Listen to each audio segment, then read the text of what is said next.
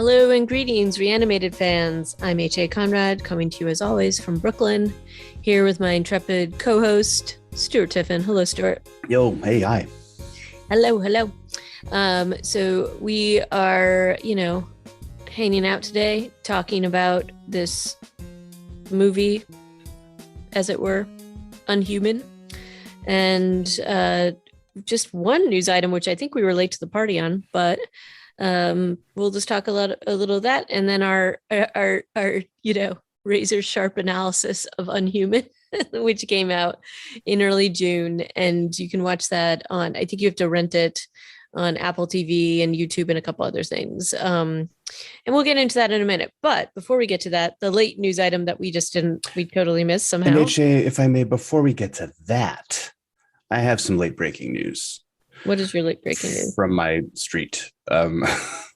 Last night, around 9:30, I was watching this film that we were going to review today with my lovely wife, who sat on the couch and looked at her phone while I watched the movie and commented occasionally on how bad it was. But I'm getting ahead of myself. And a piercing screech rang out through our open windows, which was disturbing. We have a bunch of cats in the neighborhood. I was like, at first, okay, yeah, that could be a cat that is getting into a cat fight. And then a second screech seconds later, and then silence.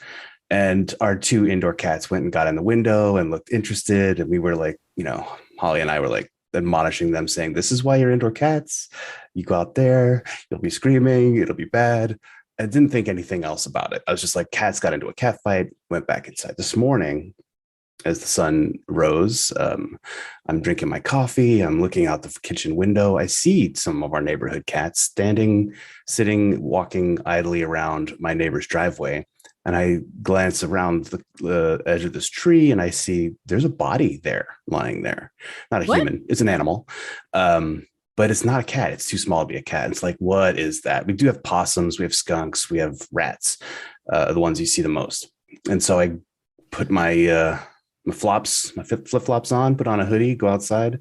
So wait, are they flip-flops or fit-flops? I don't know. Is that a thing? Fit-flops? Yes. Sorry. I'm just being obnoxious. Go ahead. I put on my flops and I head out, and I look down at the body of a small possum. And possums do screech. Like I don't know that I've heard one. They're pretty vocal. They are not. But this possum is decapitated. There's no head. The head is absent. The body's lying there in my neighbor's driveway. And I'm just like, I don't think cats did that. I'm looking at these two tomcats who are like our ever-present street guardians. They're like our little street gang of cats. And they're both sitting there looking at me like, what did you do? So, yeah, that was my morning so far. The mystery is what took out the little possum, huh? What took out that little possum? I mean, could it have been cats? I guess. And then they just like gnawed on its head until it disappeared and then carried it away. Or more likely, it was probably a coyote, right? Or probably something bigger. So I thought where you were going with this was the article I sent you earlier this week, which was you think it was hamsters? It might have been hamsters, but basically, apparently some experimentation with gene editing in hamsters went wildly wrong. And they were trying to make the hamsters less aggressive, and they were using the CRISPR technology to remove what they thought was the aggressive gene. But instead of becoming more docile, as was the expectation, they became really aggressive and attacking. And I was making jokes about 28 hamsters later. So I thought that's where you were going with this, that you saw a little rage hamster take out this possum. But, I don't know. That's the thing. It could have been a rage hamster, a roving posse of rage hamsters. Rage hamster, your new band name. Whatever it was, took the head with it. And that's my curiosity. It could have also been a neighborhood kid. Let's hope not, because that would imply something else a little more dark. I mean, can I account for my children's whereabouts to 9:30? They were supposed to be in bed, but they could have like fast lined down out of their window. I don't know. Let's Um, hope not. Let's hope not. But okay, well, keep us updated on the mystery if you find an answer. I will. I'll be out there burying that thing in about a half an hour. All right. All right. So on to our missed news. The mystery of the spinoff with Daryl and Carol apparently is no longer a spinoff with Daryl and Carol, is just with Daryl, though apparently Melissa McBride will be making some guesty appearances somewhere in the line. She cited family obligations or the fact that it would be shooting in Europe as part of the issue. And, apparently Norman Reedus went on some different late night talk shows to defend her because people were getting a little shirty with both her and Tim and blaming him for it, blaming her for it. And, you know, like everybody's been doing this show for a really long time. So I can get it. It's been a tough few years for people. I can understand doing this show for 12 years and then not necessarily want to be abroad. I don't know. So But this news, AJ, I'm ashamed and embarrassed to admit, dropped on April 27th. We are all right. Well, we're way so behind. So I yeah, will say it didn't pop up in anything I saw. And normally I get all these kinds of alerts and I never saw this. So yeah. somehow it got missed, but there we go. In any case, uh, she will probably appear at some point, and that's good. I guess the question is who else is going to appear in the show? There's been some speculation about characters that have been missing and things like that. I'm sure it's still going to be great, though I will admit I am less interested in just a, Daryl specific show because those two have just such an awesome relationship. So, you know, that would have been a cool thing. But hopefully maybe she gets back in the game later on. She takes a rest, she decides to come back. Who knows? So Yeah, I think it's just that she didn't want to have to relocate to Europe, and yeah. And I that's get that. 100% understandable. I'm amazed that Andrew Lincoln managed to relocate to another country for the 8 years or whatever it was before he was like, I've had enough. Yep. So I have zero qualms about people choosing their life quality over work. Oh, absolutely not. Like, and as I said, like the COVID years have been really weird, and I think people just have to do whatever they want to do.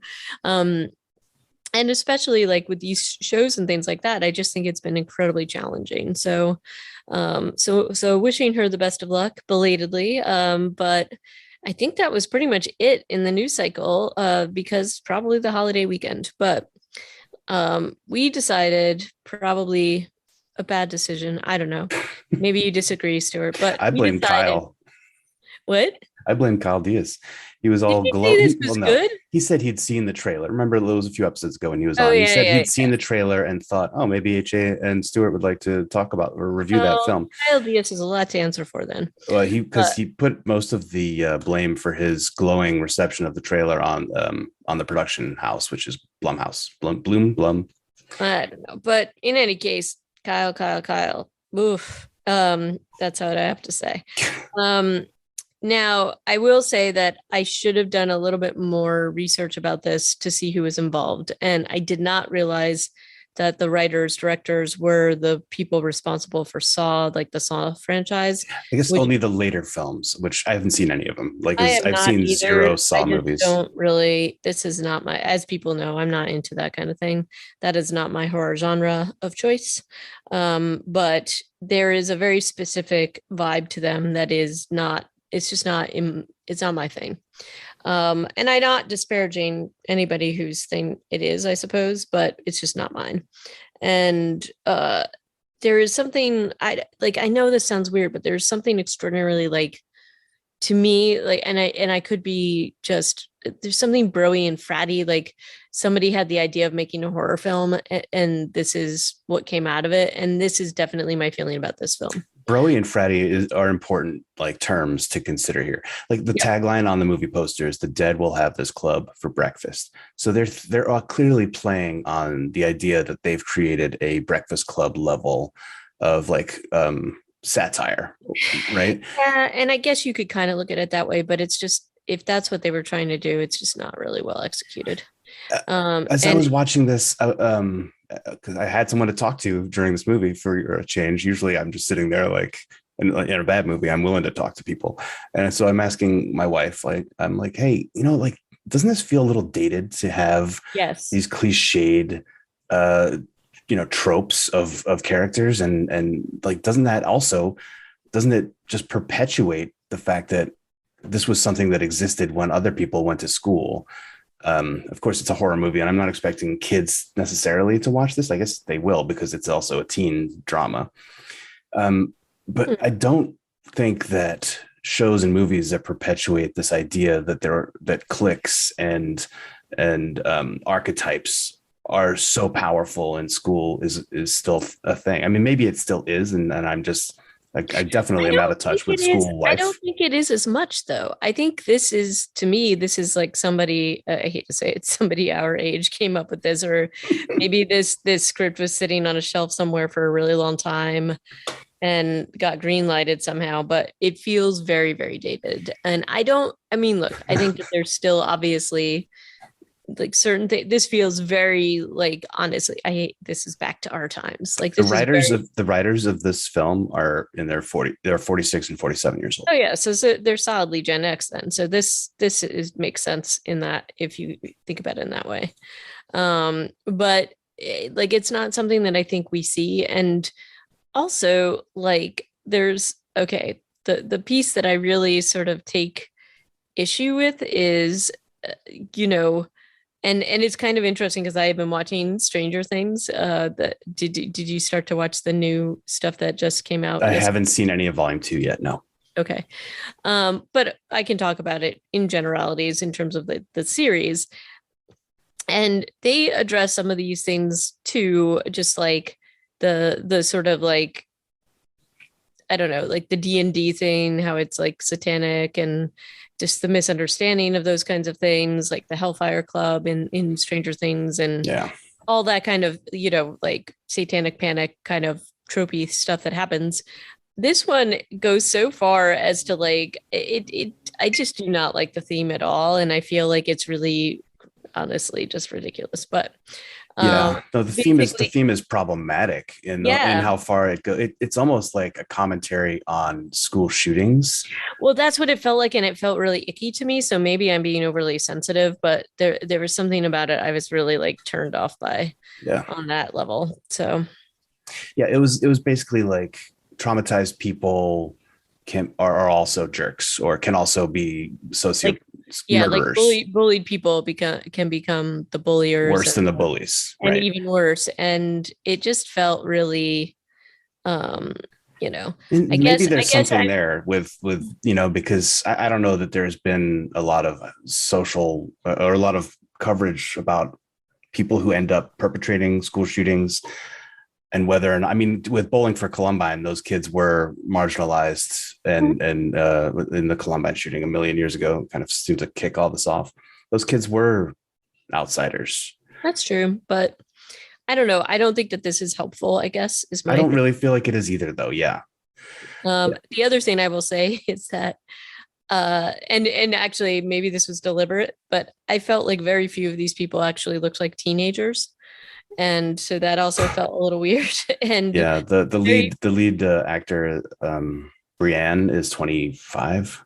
yeah. And there's very specifically, just even from the beginning, there's a scene between her and her mom. She looks And older they than her look, mom. Yeah, and she looks older than her mother does. And it's just like, okay, that's a little weird.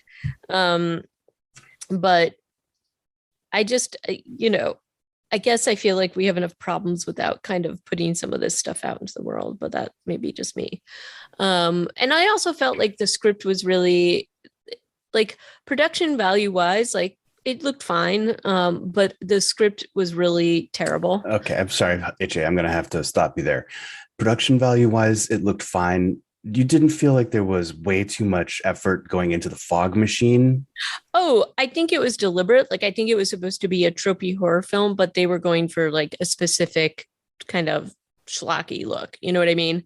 I think they had actually more money than a lot of films have. I think it was meant to capture a very specific horror genre. I don't think it was done because they didn't have the budget to do so. I guess that's what I'm saying. Yeah. Yes, they did definitely lean hard on the fog machine a lot. Um, but the makeup and effects, all that stuff looked fine, but it looked like they were trying to be a movie that looked like they had less of a budget. And I don't actually know what their budget was for this, but that's what it felt like to me. Yeah, it definitely feels cheaply made. It feels, I mean, well, another interesting thing about this film is it was filmed outside New Orleans, I guess, and it does have that kind of vibe, I guess, like kind of urban blight neighborhood. So like it's probably like the building where most of the action takes place. It feels like something that is on the outskirts of New Orleans. Like I don't see a lot of films that are like, "Thank you, Louisiana Film Bureau, for letting us shoot our film in Louisiana." I don't feel like it hasn't been the same as Georgia has had, with this giant shooting films and TV renaissance. So it does feel pretty New Orleansy. But I would say, yeah, it's otherwise the building where they shoot this is just like a broken down old apartment building that apparently is in the middle of the woods. The interior, they keep going into different parts of this house or this apartment, this building. And about 2/3 of the way through the film, when the twist happens, you see why it kind of looks like it was designed for what they were going through, because it was. But like when they go into the room with the black lights and the paint and the glow sticks, and somebody even says it's like, this is like a weird rave, and I'm like, yeah, I feel like the rave just ended at 5 a.m. and then the film crew came in and started shooting. Yeah. And it was very, I don't know, again, just you know, like, and it's interesting because everybody's like, oh, it's a limited budget. And yet I cannot find anywhere where people actually show the budget for this. So I would really love to know the budget. I would like to know why some films, it's very clear. Maybe it's because they're publicly traded companies when they're handling it, but it's so like, patchy when you actually find out what people are making films for. Not that it's something like that you deserve as a consumer to know necessarily, but it's definitely more fun when you know how much something costs, right? Yeah, definitely. And like for this, okay, so why I'm like, again, it feels like they're trying to make it seem like a low budget film when I suspect it actually was probably more than we think. Hmm. I definitely think it was a lot more than the Wormwood film. Absolutely. And I do think that, I felt like there was some effort to do like a cabin in the woods thing where they're like so self-aware and trying to be so outrageously stupid in terms of how they're presenting this, but it's just not, it doesn't get there. It's just not No, clever enough. The script is not good enough. The actors, and maybe they didn't have enough time to rehearse or something. It just felt very wooden and kind of like so beyond tropey. It's sort of hard to even talk about it, like, and yeah. I guess that's part of what annoys me about it, is that it's trying to be this thing and it just fails miserably. You even said when we watched the trailer with Kyle, you were like, "Well, I feel like I would be worried if in watching this that we just saw the three funniest moments in the film." And we did. And And we did. we absolutely had, yeah. And they weren't even that funny because you'd already seen them once, right?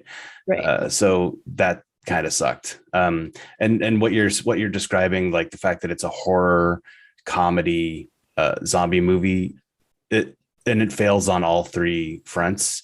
Is also the critique that other people have been giving it, because it only has what was the Rotten Tomatoes score, 53%, with a 38% audience score.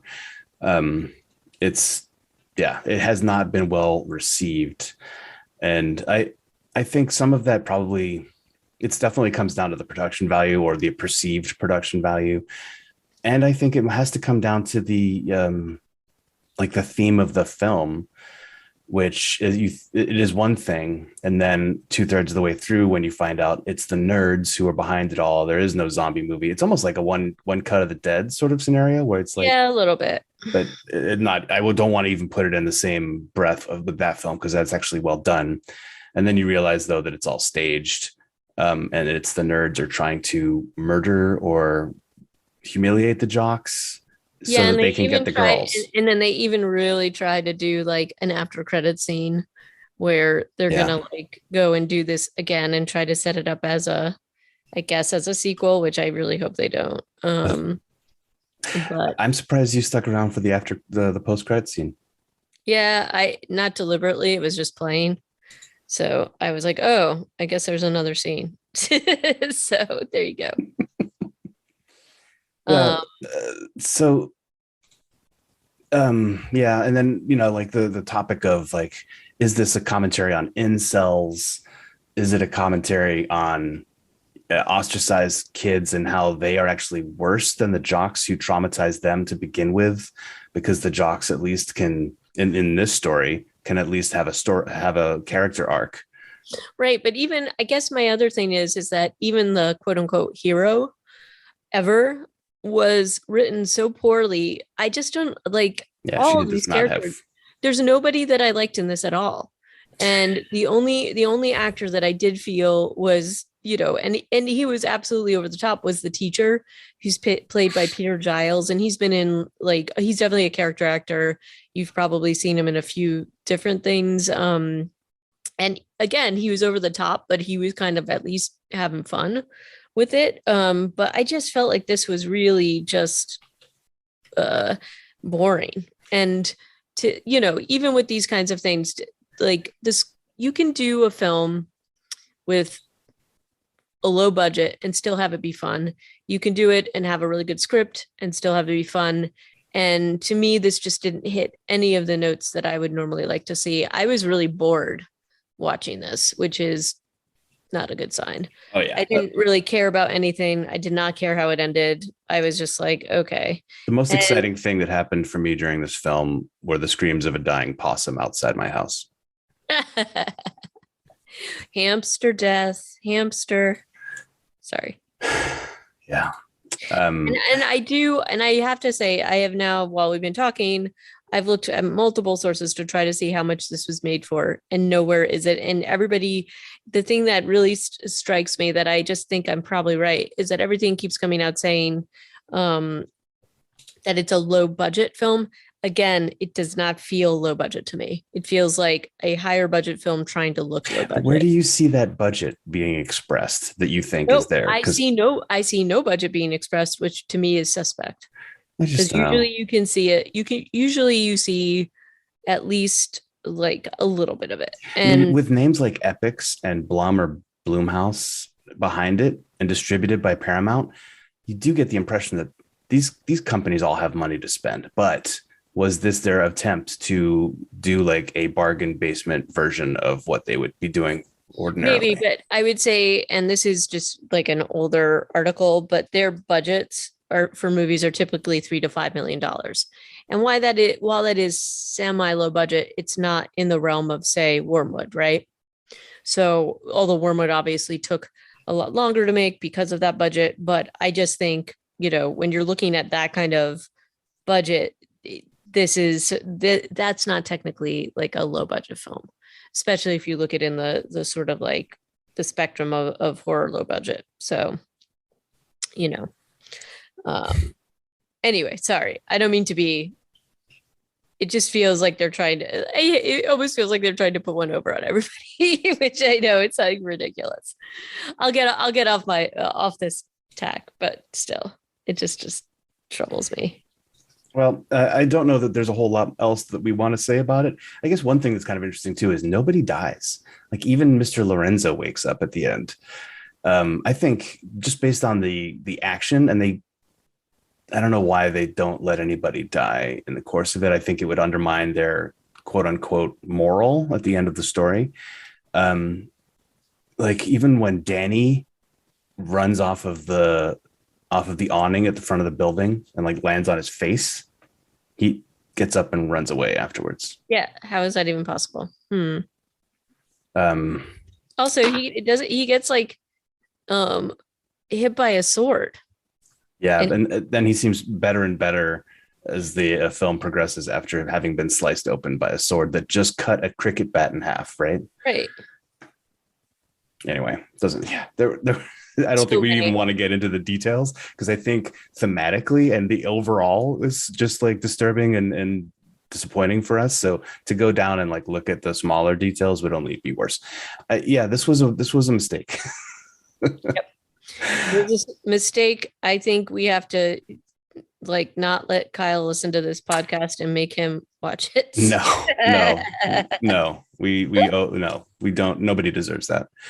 I don't So know. so I I don't know, think Stuart. We had to sit through it. I say he has to sit through it. I say we leave this here. Speak not of it again. And maybe next time we can have a look at the Day of the Dead TV series that came out last year, 1 or 2 Yeah. episodes, to see if it would be worth to do more of. Because after that, in mid-July, there are those 2 projects, I forget what it was called, Malnazidos, the Spanish one, the film that's coming to Netflix, and the Resident Evil series is coming to Netflix in mid-July.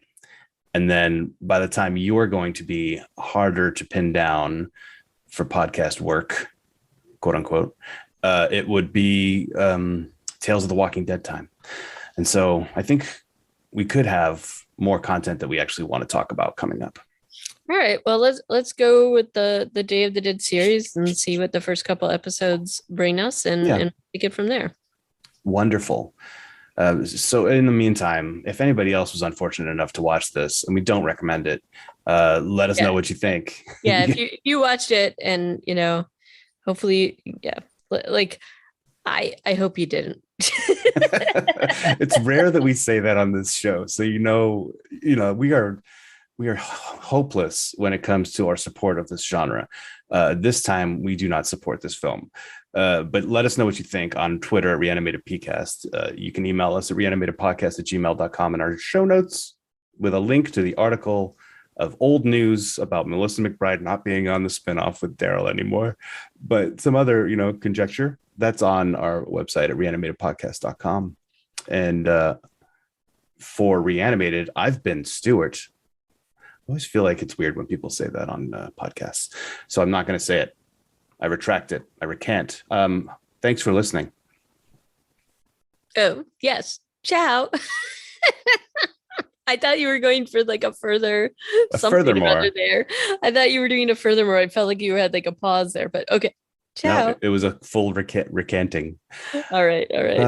Well, good times as always. I have a possum to go and dig a hole for in my front yard.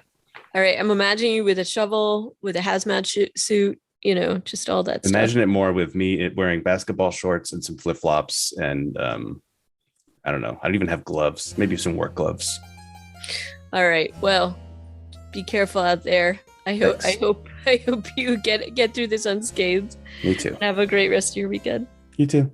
Okay. Right. Bye for now. Bye.